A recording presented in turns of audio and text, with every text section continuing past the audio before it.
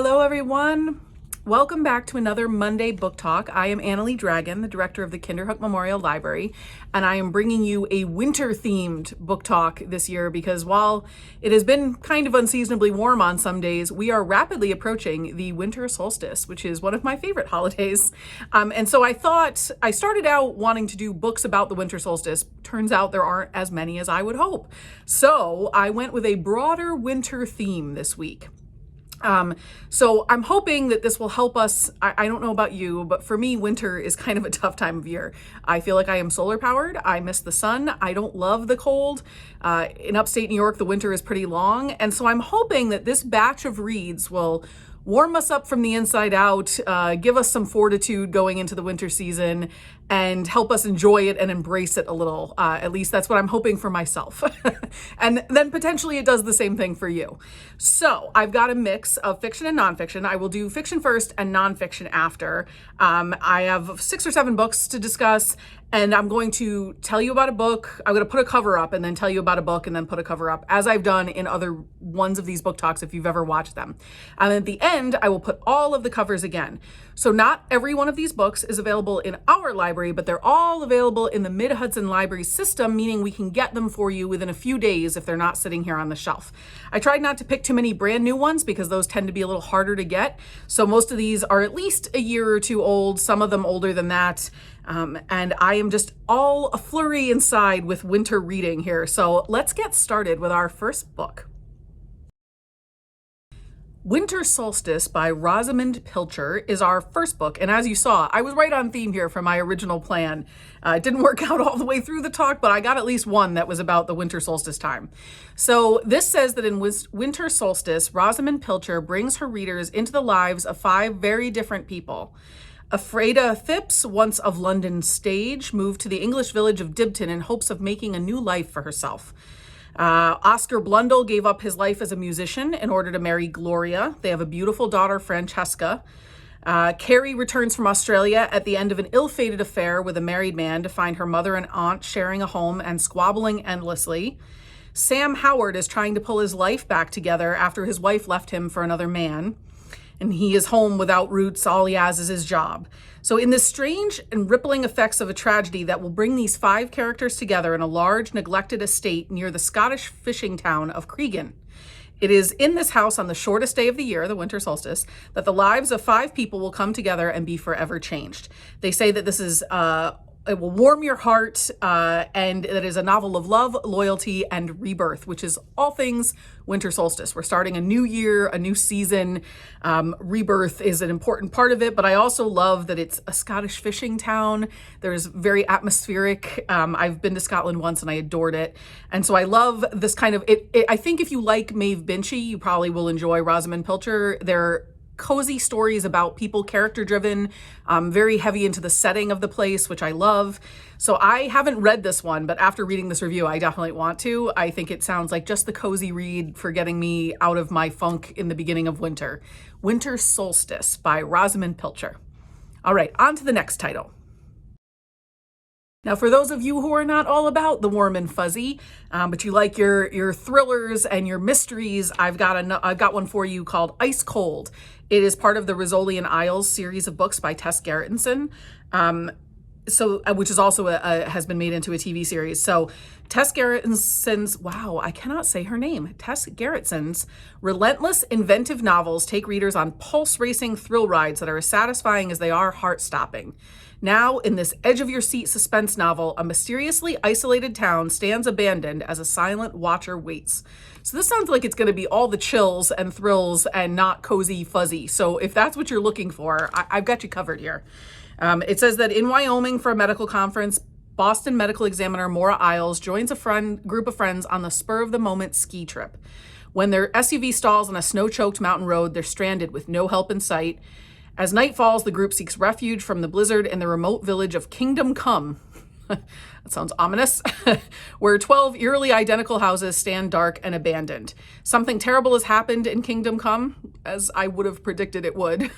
Meals sit untouched on tables, cars are still parked in garages, the town's previous residents seem to have vanished into thin air. But footprints in the snow betray the presence of someone who still lurks in the cold darkness. Someone who is watching Maura and her friends. So this is all about this mystery and this town, and of course it takes place in a ski town in the winter. So we've got the ice cold and the weather to compete with in this, in addition to the murder mystery part of it. So hopefully, if you are a murder mystery fan and you haven't checked this one out, this will be right up your alley. I would be afraid of this, especially in the dark and the cold, but I know some of you will love it. Okay, so next book. So we've covered the warm and fuzzy and the ice cold thrillers. I thought what book talk would be complete without going a little more literary. So this book, Winter, by AnnaLee Smith, is a Man Booker Prize finalist, and it's the second novel in her seasonal quartet.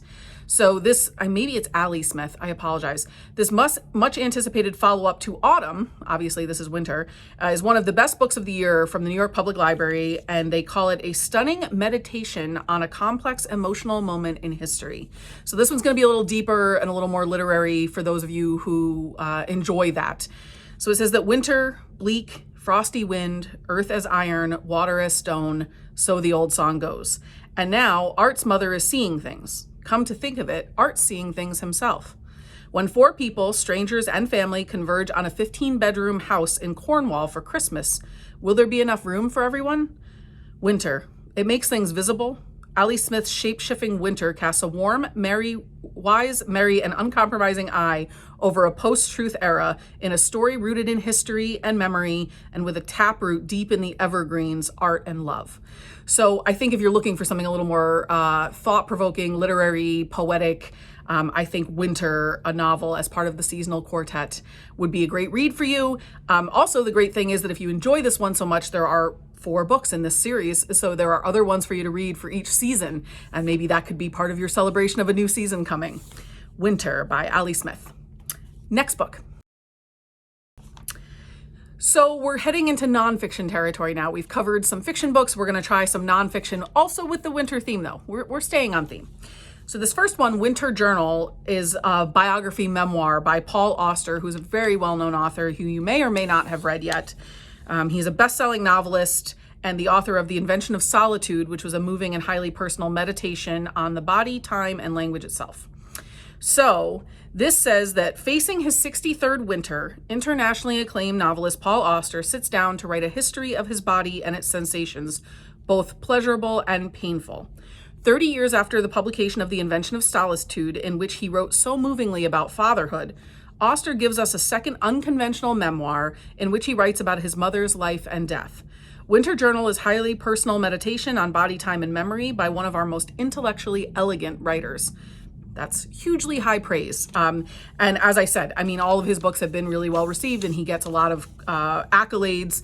This one, I think, for me, stood out because it is about his mother's life and death. And I've shared with you all that I lost my mom within the last year. And so this kind of struck a chord for me. But also just that it's this time of meditation and reflection, which I think is what winter is. I think we have gotten away from that in the hustle and bustle of modern society, but as animals hibernate and plants hibernate during the winter, I think that used to be more what this time was, as a time for going into our cocoon, reflecting, gathering strength for the coming year. And so maybe we can embrace that. And I think that's what this winter journal was for Paul Auster, is what it sounds like.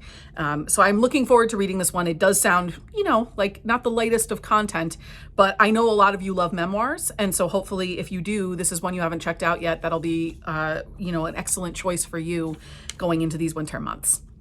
Okay, next book. I'm trying to make sure we have something for everyone in this book talk, so we're changing tone yet again, not to get too stale here, with A Polar Affair, Antarctica's Forgotten Hero, and the Secret Love Lives of Penguins. I don't know what else to say about that, but This book is only a few years old, and when I was looking, I thought, oh, polar affair, Antarctica, winter, that's great. So it says it's a captivating blend of true adventure and natural history by one of today's leading penguin experts and Antarctic explorers. And so I don't know how many of you watched the March of the Penguins, or I don't know. I found it really fascinating, and I did not know that much about penguins, it turns out. So if you loved that documentary, I think this could be an excellent read for you because it's on the same topic. So it says George Murray Levick was the physician on Robert Falcon Scott's tragic Antarctic expedition in 1910. Marooned for a winter, Levick passed the time by becoming the first man to study penguins up close. His findings were so shocking to Victorian morals that they were quickly suppressed and seemingly lost to history. I'm already hooked. Tell me more about about the penguins that upset Victorian morals. So a century later, Lloyd Spencer Davis rediscovers Levick and his findings during the course of his own scientific adventures in Antarctica. His long-suppressed manuscript reveals not only an incredible survival story, but one that will change an understanding of an entire species. So this book reveals the last untold tale from the heroic age of Antarctic exploration. And perhaps the greatest of all of those stories. It's big praise. The ever fascinating and charming penguin holds the key, moving between Levick and Davis's explorations, observations, and comparisons in biology over the course of a century. A Polar Affair reveals cutting-edge findings about ornithology in which the sex lives of penguins are the jumping-off point for major new insights into the underpinnings of evolutionary biology itself. My sister-in-law is an evolutionary biologist, so I'm sure I will recommend this to her. But I will also be reading it. I love some popular science books. I think of it as nonfiction that's more accessible, made more accessible to like the lay person, such as myself. So A Polar Affair by Lloyd Spencer Davis, if you are interested in learning more about penguins or just the natural world in general. Okay, last book. So I wanted to end this week, this book talk, with something comforting, and as I said, talking about the way that we used to celebrate winter, which was to kind of close in on ourselves a little and use it as a time for rest and restoration and reflection. So this book really spoke to all of those things, I think. It's called Wintering: The Power of Rest and Retreat in Difficult Times. Winter is a difficult time for me, but I think in general, our world is dealing in difficult times recently. And so this book, I think, speaks to all of that. It's by Catherine May. And Elizabeth Gilbert, who wrote Eat, Pray, Love, and so many of you loved, including myself, says that it's every bit as beautiful and healing as the season itself. This is truly a beautiful book, which makes me think that I need to reframe my thinking around winter because I tend to dread it. But we know it's coming every year and it lasts kind of a long time, so maybe I need to learn to embrace it rather than fight it so hard. The Wall Street Journal actually reviewed this book and says that it proves there is grace in letting go, stepping back, and giving yourself time to repair in the dark. So it is an intimate, revelatory book exploring the ways we can care for and repair ourselves when life knocks us down. So this is a moving personal narrative shot through the lessons from literature, mythology, and the natural world. May's story offers instruction on the transformative power of rest and retreat, which is something sorely lacking, I think, in today's society where we're on our smartphones and we're on the internet and we work all the time and it never stops and we have busy lives and it's go, go, go. The pandemic kind of forced us into some rest and retreat. And so maybe we should be learning something from that and what it can bring us back in quality of life. So it says illumination emerges from many sources: solstice celebrations, which is how I started this book talk, and dormice hibernation, C.S. Lewis and Sylvia Plath swimming in icy waters and sailing Arctic seas. So it invites us to change how we relate to our fallow times, whether that's winter or times in the longer time scheme, I think. May models an active acceptance of sadness and finds nourishment in deep retreat, joy in the hushed beauty of winter, and encouragement in understanding life as cyclical, not linear. So this one I have on my list for a while now because I think, like I said, I need to reframe some of my thinking. And so hopefully that speaks to you also, and maybe you find some comfort in that. So that is all of the books that I have for this book talk on winter in general. Hopefully you found something fun, something enlightening, something interesting, and you have plenty on your to-read list now. But if there's anything else we can do for you, if you need some other suggestions, never hesitate. I cannot speak this morning. Never hesitate to ask, and I will be happy to provide other suggestions if these don't fit for you. So we hope to see you all very soon, and we hope that you are enjoying the beginning of winter, unlike me. And we look forward to seeing you in the library. Thanks so much, everyone. Bye for now.